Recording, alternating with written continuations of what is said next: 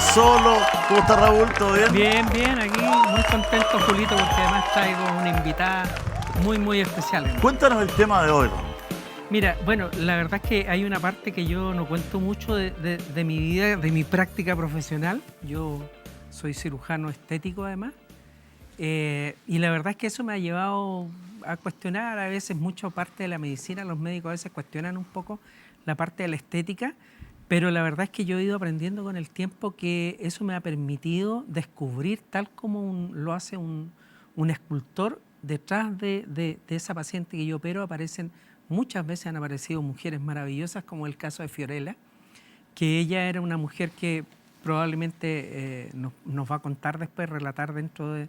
que era una mujer que probablemente era inhibida porque se sentía, no sé, esto de la autoestima, que uno lo tiene bajo, y se sometió a una cirugía plástica estética conmigo, y la verdad es que después de eso nace esta mujer que a mí yo encontraba que vale la pena que la conozcamos, porque además también hay un tema médico importante, pero sobre todo porque está con nosotros esta noche. Fiorella, ¿cómo estás? Hola, Julio, muy bien, gracias. Muchas gracias por venir.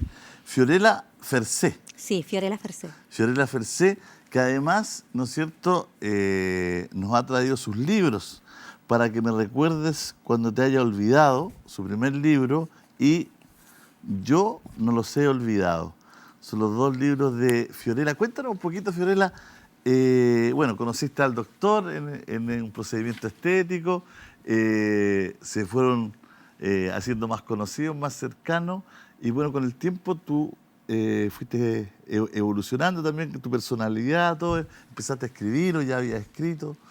Bueno, la primera vez que yo conocí a Raúl fue hace ya casi 10 años atrás, entonces fue un proceso de sanación, someterme a una cirugía estética. Primero fue un proceso de sanidad.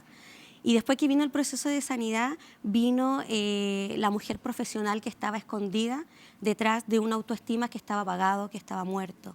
Entonces yo le digo a Raúl, tú fuiste como el ángel que apareció en mi camino y que me ayudó a sacar a esta profesional, ¿no es cierto?, que estaba dormida.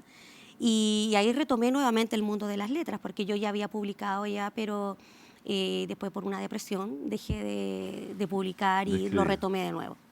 Ya, o sea, la autoestima te afectó incluso lo que hacía, lo que más te gustaba, que era escribir, ¿no? Sí, por supuesto. La depresión ataca de maneras increíbles, que incluso dejas de hacer lo que amas, y en mi caso es escribir. Oye, y perdón si no es tanto una influencia, ¿te operaste con el doctor? Sí. Y después te sentiste más guapa, no sé, más sexy, y fuiste ganando en autoestima, en confianza, Claro. salió una mujer que estaba escondida atrás de la pena, digamos. Por supuesto que sí. Yo creo que a todas las mujeres que nos hemos sometido alguna vez a un tratamiento estético nos sucede que viene un proceso de sanidad, porque te reconcilias contigo mismo en el espejo. Entonces, después de esta reconciliación, viene el proceso de evolucionar con respecto a la persona que tú llevabas dormida adentro por tanto tiempo, ya sea por, no sé, problemas de sobrepeso, cicatrices que quizás por accidente hayas tenido, ¿no es cierto? Así que fue una reconciliación muy hermosa que estuvo bajo las manos de ahí de Raúl. ¿Y después escribes sobre el Alzheimer? Sí, para que me recuerdes cuando te haya olvidado. Es una historia de amor que está inspirada en el Alzheimer. Es muy bonita, está escrita en primera persona y la finalidad de este libro es buscar que el lector empatice con la persona que padece el Alzheimer. ¿Ya? Así es que esta novela yo se la regalé a Raúl y a él le llegó muchísimo, ¿no es cierto?, por una historia personal de él con su mamá. Entonces, y así como le llegó a él, le ha llegado a muchísimas personas también, porque hablar del Alzheimer en realidad es muy doloroso, porque es una enfermedad desgarradora, Lógico. ¿no es cierto? Lógico. ¿Y tú en tu familia alguien con Alzheimer lo viviste también o esto fue una inspiración? No, lo viví muy de cerca, ya un familiar muy amado por mí, ella se fue con Alzheimer, no entendí el proceso del olvido y fue ahí cuando entré a una fundación de Alzheimer y ahí me involucré en el proceso, aprendí del proceso del olvido, me hice muy amiga de los neurólogos de la fundación y fue ahí que nace Para que me recuerdes cuando te haya olvidado. Bonitas palabras. Sí, lo que pasa es que yo yo creo que en la vida finalmente hay causalidades y no casualidades, digamos. O sea, con Fiorella hemos tenido este camino de 10 años de conocernos como paciente, después como amiga, después como coach.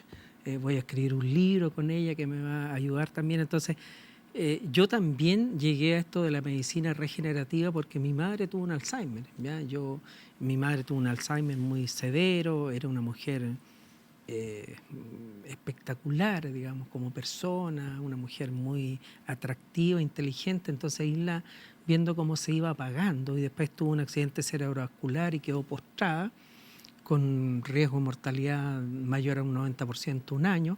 Entonces yo ahí dije, ¿qué hago por mi madre? Y empecé a trabajar con células madre, y los resultados fueron muy, muy favorables. No que se le haya pasado el Alzheimer, pero sí que ella cambió, recuperó una calidad de vida que le permitió tener unos años bastante agradables cerca al lado nuestro, digamos, como familia. Para poderla disfrutar. Claro, y volvió a ser autovalente y todo. Entonces, por eso es un poco como acercar historias de vida que son las que vivimos, las que vivo yo en esto de la medicina regenerativa, digamos. Mira, no tenía idea que había llegado así a la medicina regenerativa. Sí, sí, Raúl. mi mamá tuvo un accidente y quedó Y ahí te postrada en involucraste en cama. eso. Claro, o sea, uno como hijo dice, mi madre toda la vida fue la que me apoyó, la que quiso que era médico. Desde chico me regalaba, yo nunca tuve un camioncito para jugar, tenía libros de medicina, estetoscopios, como niño tenía juguetes de médico. Lo bueno es que a mí ella me supo orientar y me gustó mucho. Dentro de la familia de los Ritter, que vengo de mi madre, habían algunos médicos ahí lejanos, unos tíos lejanos. Entonces, dentro de la familia estaba. Entonces, yo dije, bueno, ¿qué hago por mi madre en estos momentos? Y ahí, como ginecólogo, algo sabía de terapia celular, ya sabía que se guardaban células madre, empecé a investigar y llegué a esta cosa del tratamiento con células madre. Claro. ¿Mm? El tratamiento y la medicina regenerativa. Fiorella, el olvido es una palabra tremenda, ¿no? ¿Cómo se maneja eso? ¿Cómo los demás, los que no están olvidando, los que ven que una persona se empieza a apagar, se empieza a olvidar, cómo se maneja eso? Yo creo que no hay nada más desgarrador, Julio, de ver a la persona que tú amas perderse en un olvido eterno. Porque el bien más preciado para nosotros son los recuerdos. Y entonces cuando estos recuerdos se le van, por ejemplo, a tu mamá, a tu papá, o a tu esposo o a tu esposa, viene un dolor y viene un duelo que cuesta dejar. Entonces, ¿cómo se vive el proceso del olvido? Los cuidadores tienen que ser contenedores. El cuidador tiene que tratar de no frustrarse, porque duele cuando tú ves que tu madre olvida, que no sabe cómo te llamas.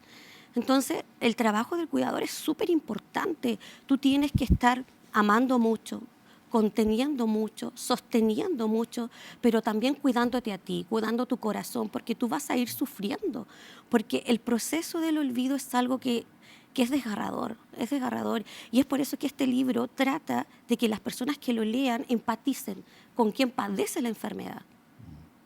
Hay una película, ¿no es cierto?, de Julian Moore, no me acuerdo cómo es el nombre, tiene el nombre de una persona así de seca. Sí, sí. Pero Julian Moore es la protagonista y hay una escena cuando ella se empieza a olvidar que el lado le gusta. Claro. Sí, es desgarrador. Tremendo. Es desgarrador, sí. Y bueno, el protagonista, Gabriel, él vive este proceso de olvido de una manera súper desgarradora, porque él es un amante de su esposa, siempre ha sido amoroso, de detalles, ¿no es cierto? Pero él sabe que está condenado a olvidar y por eso escribe estas palabras, para que cuando él ya no se pueda acordar de ella a través de estas palabras que él escribió se acuerde de él y que no olvide ese romanticismo que él entregó por tantos años. Claro. Las personas que olvidan, pero el presente lo viven, ¿no? Sí. El presente sí lo logran La verdad sin es que memoria a corto plazo, pero por lo menos se mantienen coherentes. Pero al final ya se produce un daño, un deterioro cognitivo tan importante que ya la verdad es que ya después prácticamente no tienen ninguna, digamos, cercanía con la realidad. Alice creo que se llama la película. Sí, sí, sí, siempre razón. Alice, pero creo que en Chile se conoce como Alice. Y tal como decíamos, hay una cosa que es la persona que sufre el Alzheimer, que es terrible porque habitualmente, de hecho, mucho se ha conversado que el Alzheimer pareciera ser genético, pero la verdad es que la gran mayoría de los Alzheimer no son genéticos, no está el antecedente incluso en la familia y cualquier persona puede tener un Alzheimer. Desde el punto de vista médico, para mí es importante decir que, por ejemplo, en Chile existe un examen que te permite determinar la proteína tau, que es una de las proteínas que se altera a nivel encefálico del cerebro, se deposita esta proteína. Y en Chile tenemos, yo lo comentaba anteriormente, a un neurocientífico muy importante, el doctor Mascioni, que fue el único chileno que ha sido nominado al Premio Nobel de Medicina, digamos. O sea, ¿qué más importante que eso? Y él ha hecho muchos estudios clínicos precisamente en esta proteína, y él sacó un examen que uno se lo puede tomar y que te puede predecir con 10 años de antelación la posibilidad de tener un Alzheimer. Y ahí viene la parte médica mía, que voy a aprovechar de comentarla ahora. Existe, como hemos comentado, las células madre, que uno de los problemas que tenemos que los pacientes, el diagnóstico de Alzheimer es difícil porque es un diagnóstico clínico, no existe un examen, excepto esto que yo estoy nombrando ahora de la proteína tau, que nos permitiera estar seguro que ese paciente está desarrollando un Alzheimer. Por lo tanto, muchas veces es el avance de la enfermedad con los síntomas clínicos. Todos, a medida que va avanzando la edad, tenemos olvidos, o sobre todo cuando uno está cansado, tiendes a olvidarte, chuta, ¿cómo se llamaba? ¿Me entiendes? Pero todos tenemos la duda a esta altura de la vida, alrededor de los 60, empezar a decir, chuta, no me va a venir un Alzheimer, ¿qué me está pasando? Entonces, es re importante por eso, y por eso también es importante en la medicina actual, convencional, no existen tratamientos. Los tratamientos medicamentosos se supone que son para ralentizar la evolución de la enfermedad, pero los resultados han sido bastante discretos en realidad. Entonces ahí tenemos otras posibilidades como son, por ejemplo, la plasmaféresis. Hay un grupo en Barcelona que creó Grifols, que es hacer plasmaféresis, es hacer un recambio sanguíneo.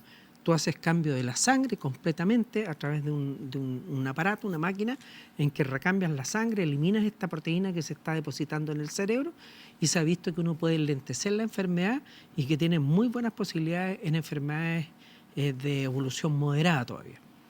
Y la otra posibilidad es usar células madres definitivamente, que también si el paciente no está tan avanzado en la enfermedad, los resultados probablemente pueden ser bastante favorables.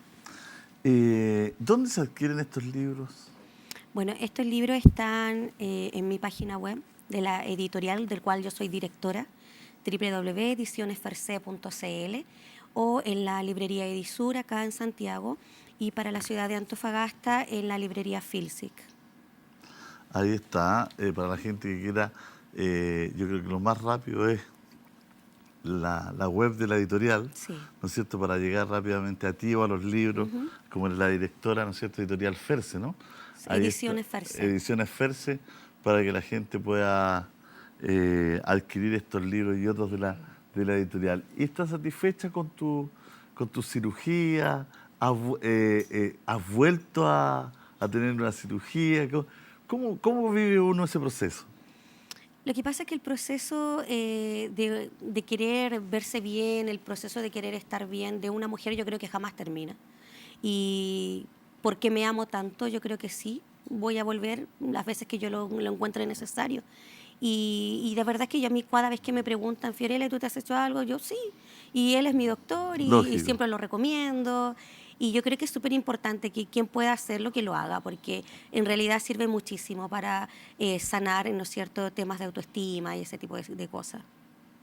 Bueno, doctor, se hizo de una paciente, pero se hizo también de una tremenda amiga con el tiempo. Exacto, de una excelente amiga, digamos, así que eso es muy bueno. Y la verdad es que ella es una de las muchas pacientes en que yo he visto cómo les cambia la vida en estos tiempos que estamos hablando tanto del empoderamiento y de lo necesario que es la mujer que salga, digamos, se libere de ciertos patrones, digamos, que tenían.